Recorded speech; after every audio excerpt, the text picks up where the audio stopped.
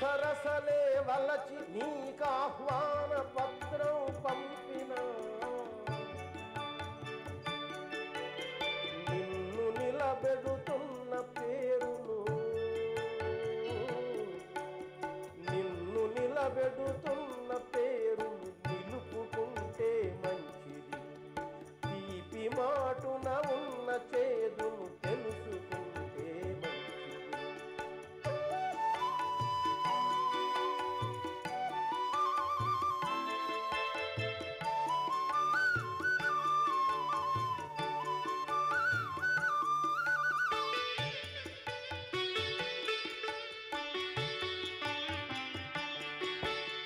వయసుపై బడుతోంది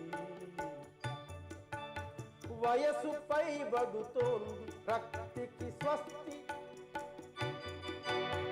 వయసుపై బడుతోంది రక్తికి స్వస్తి అను ఇల్లాలిని ప్రియతమా ప్రియతమా ప్రియతమా అని జామురాతిరి పిలుచుకుంటే మంచిది. ప్రియతమా అని జామురాతిరి పిలుచుకుంటే మంచిది. ఒక ఉప్పొంగే భావాన్ని రచించడం వేరు, ఆ రచించిన దాన్ని స్వయంగా స్వరపరచడం మరో మధుర ఘట్టం. అలా స్వరబద్ధం చేసిన అక్షరమాలను గళమాలగా ధరించి గానం చేయడం పూర్తిగా అద్భుత ఆనంద రసవద్ఘట్టం. ఏ కవికైనా ఇది మరపురానిది, ఎవ్వరూ మరువరానిది. అలాగే అనేకానేక తెలుగు గజళ్లు విరచించి స్వరపర్చి గానం చేసి ఈ ప్రక్రియను ప్రఖ్యాతం చేసిన అక్షర వాల్మీకి సినారె. ఆయన పాడిన గజల్స్ ఆ రోజుల్లోనే రికార్డై ఎల్పి రికార్డులుగా వచ్చాయి, ఆడియో క్యాసెట్లుగా కూడా విడుదలయ్యాయి. 1983వ సంవత్సరంలో రసమై పక్షాన మేము సుశీలా నారాయణ రెడ్డి సాహితీ అవార్డు ప్రారంభ సమయంలో అప్పటి ముఖ్యమంత్రి డాక్టర్ ఎన్టీ రామారావు గారి సభలో నారాయణ రెడ్డి గారితో మొట్టమొదటిసారిగా రవీంద్ర భారతి వేదిక మీద గజల్స్ను ప్రయోగాత్మకంగా 1 గంట సేపు కచేరీలాగా పాడించడం జరిగింది. ఆ పాడటం, ఆ శ్రోతలు దాన్ని అభినందించడం దృష్టిలో ఉంచుకొని నేనే వారిని అడిగాను, ఈ పాటలను మనం క్యాసెట్లుగా రికార్డులుగా చేస్తే బాగుంటుంది, ప్రతిసారి కచేరీ చేయడం వీలు కాదు కాబట్టి ఇప్పుడు సౌలభ్యం మనకు రికార్డు చేయడానికి అవకాశం దొరికింది అని కోరితే వారు ఒప్పుకున్నారు. ఆ తర్వాత నాకు అత్యంత పితృసమానులైన సంగీత దర్శకులు సాలూరు రాజేశ్వరరావు గారు నారాయణ రెడ్డి గారికి కూడా ఇష్టలు కాబట్టి స్వరకల్పనంతా నారాయణ రెడ్డి గారే చేశారు, ఆయన పాడిన గజల్స్ అన్నీ.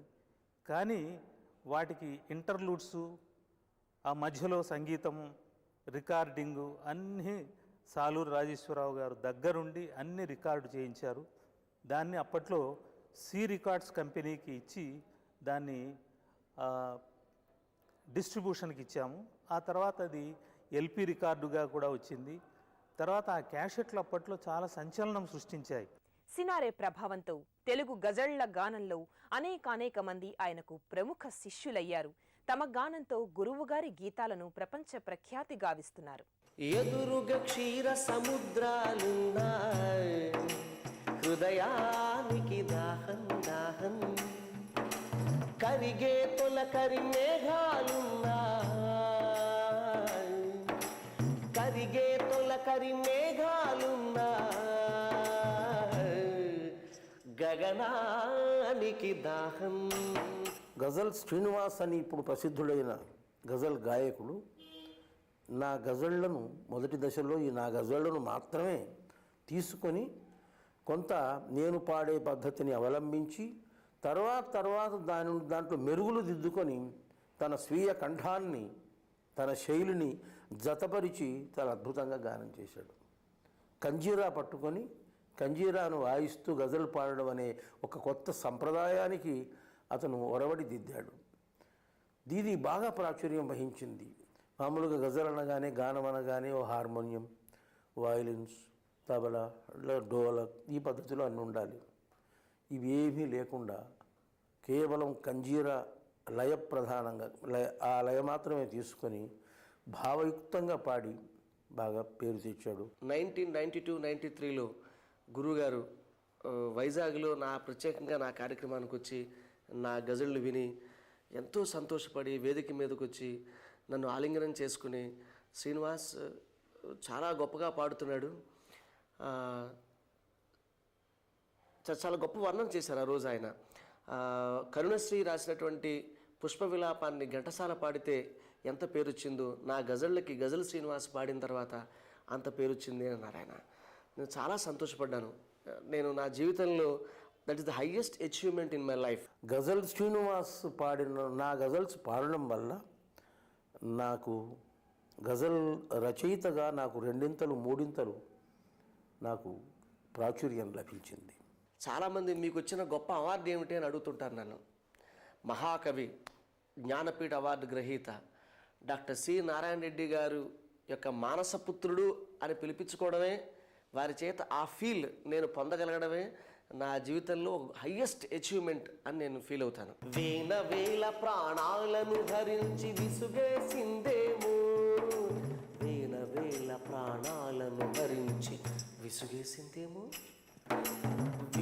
వేల ప్రాణాలను హరించి విసుగేసిందేమో మనిషిగా. ఇక్కడ డాక్టర్ సి నారాయణ రెడ్డి గారు కనిపిస్తారు గజల్లో. మనిషిగా క్షణం ఒక క్షణం ఒక క్షణం ఒక క్షణం, మనిషిగా క్షణం జీవించాలని మరణానికి దాహం, ఎదురుగా క్షీర సముద్రాలున్నాయి, హృదయానికి దాహం, కరిగే తొలకరి మేఘాలున్నా,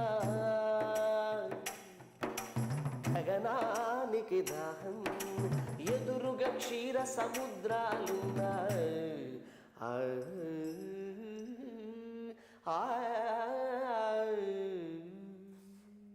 ఎలా ఉన్నాయి తెలుగు గజళ్ళు?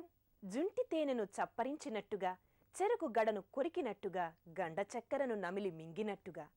అదే సినారే కలం బలం, గళం బలం.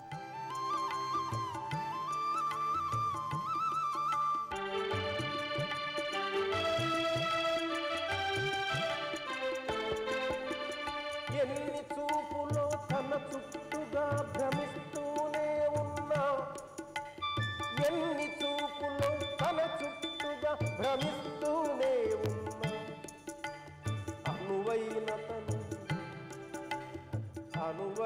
తనువు లభించలేదని, అనువైన తనువు లభించలేదని అందానికి దాహం, అందానికి దాహం, ఎదురుగా క్షీర సముద్రాలున్న హృదయానికి దాహం, హృదయానికి దాహం.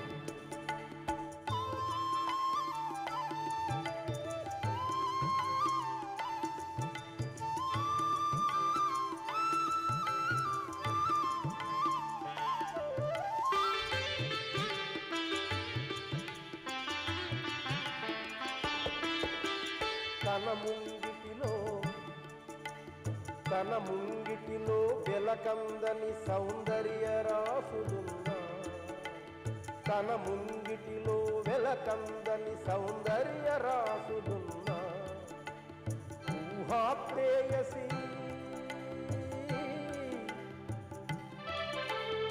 ఊహా ప్రేయసి,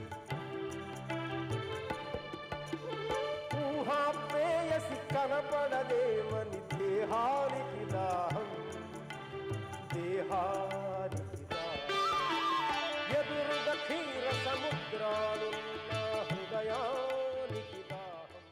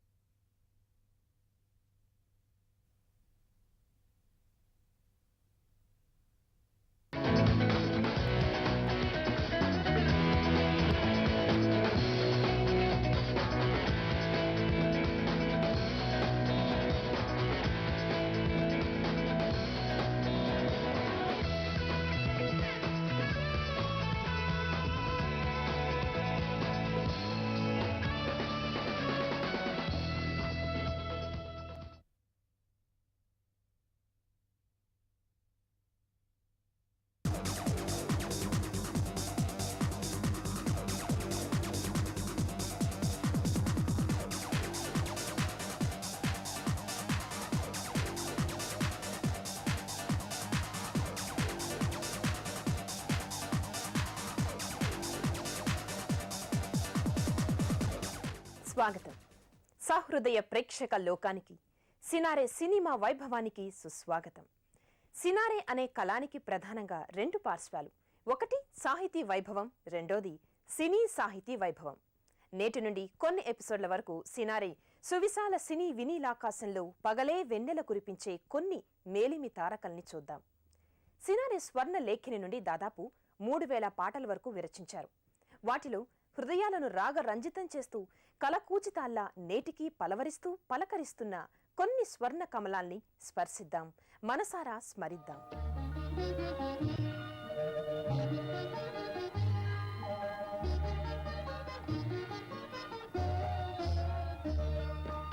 సినీ గీత రచయితగా సినారేను తెలుగు తెరకు పరిచయం చేసిన వారు నటరత్న ఎన్టీఆర్.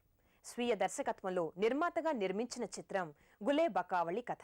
సారథి స్టూడియోస్లో కలిసి ఉంటే కలదు సుఖం సెట్లో నేను ఎన్టీఆర్ని కలిశాను. ఒక మిత్రుణ్ణి నా వెంట తీసుకెళ్ళి ఆయనకు నటుడుగా అవకాశం వారి చిత్రాల్లో ఇవ్వాలని. అలాగే చూస్తాను, అలాగే అన్నాడు. అని ఇంతలో బ్రేక్, విరామం. గదిలో కూర్చున్నాం.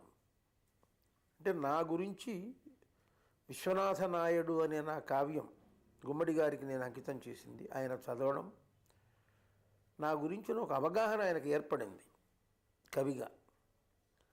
కాబట్టి ఆ సందర్భాన్ని దృష్టిలో పెట్టుకొని ఆయన ఊరికే ప్రాస్తావికంగా ప్రశ్నించినట్టు అన్నాడు, ఏమండి మీరు గీతాలు రాస్తారు, కావ్యాలు రాశారు, మీ చేత ఈ సారథి స్టూడియోస్ వారు, మీరు హైదరాబాద్ కదా, మీ చేత పాటలు ఎందుకు రాయించుకోలేదన్నారు.